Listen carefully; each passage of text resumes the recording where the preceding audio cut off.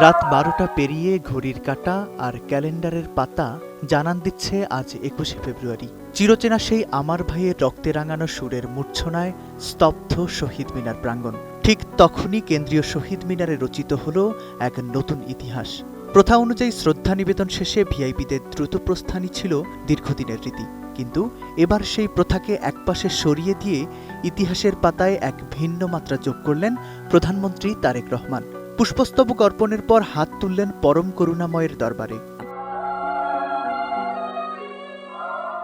২১-এর প্রথম প্রহরে প্রধানমন্ত্রী কেন্দ্রীয় শহীদ মিনারে পুষ্পস্তবক অর্পণের মাধ্যমে ভাষা আন্দোলনের বীর শহীদদের প্রতি গভীর শ্রদ্ধা নিবেদন করেন।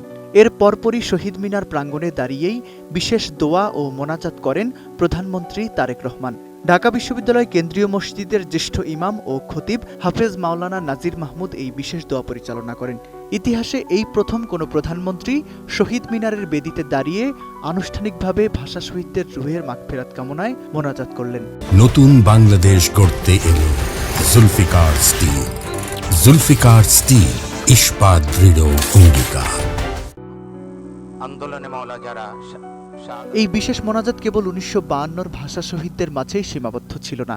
১৯৭১ সালের মহান মুক্তিযুদ্ধ, ১৯৯০-এর স্বৈরাচার বিরোধী আন্দোলন এবং সবশেষ ২০২৪ সালের জুলাই গণ অভ্যুত্থানের সেই অকুতোভয় শহীদদের রুহের মাগফিরাত কামনা করা হয় এই প্রার্থনায়।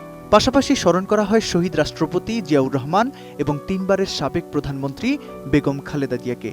দেশ ও জাতির কল্যাণ এবং নবগঠিত সরকারের সফলতা কামনায় প্রধানমন্ত্রীর এই হাত তোলা যেন হয়ে ওঠে এক নতুন রাজনৈতিক সংস্কৃতির বহিঃপ্রকাশ। মোনাজাত শেষে প্রধানমন্ত্রী তারেক রহমান তার মন্ত্রিসভা, বাংলাদেশ জাতীয়তাবাদী দল বিএনপি এবং পরিবারের পক্ষ থেকেও পৃথকভাবে পুষ্পস্তবক অর্পণ করেন। শহীদদের প্রতি শ্রদ্ধা নিবেদনের এই পদ্ধতি কেবল আনুষ্ঠানিকতা নয়, বরং একটি ধর্মীয় ও আধ্যাত্মিক সংযোগ তৈরি করেছে। এর আগে কোনো রাষ্ট্রপ্রধান বা সরকার প্রধানকে কেন্দ্রীয় শহীদ মিনারে এমন প্রকাশ্য দোয়া মাহফিলে অংশ নিতে দেখা যায়নি। ভাষা শহীদদের আত্মত্যাগের এই পুণ্যভূমিতে প্রধানমন্ত্রীর এমন ব্যতিক্রমী অবস্থান সর্বস্তরের মানুষের মাঝে ব্যাপক সাড়া ফেলেছে। অনেকে মনে করছেন, জুলাই পরবর্তী নতুন বাংলাদেশে যে পরিবর্তনের আকাঙ্ক্ষা তৈরি হয়েছে, এই প্রথা ভাঙার মধ্য দিয়ে প্রধানমন্ত্রী সেই সংবেদনশীলতারই বহিঃপ্রকাশ ঘটিয়েছেন। রাজপথের আন্দোলনের পর এবার জাতীয় দিবসগুলোতেও নতুনত্বের ছোঁয়া দিয়ে তারেক রহমান এক অনন্য নজির স্থাপন করলেন।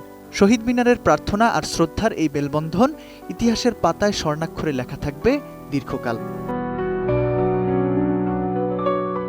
তৌফিকুল ইসলাম আশিক, এটিএন নিউজ।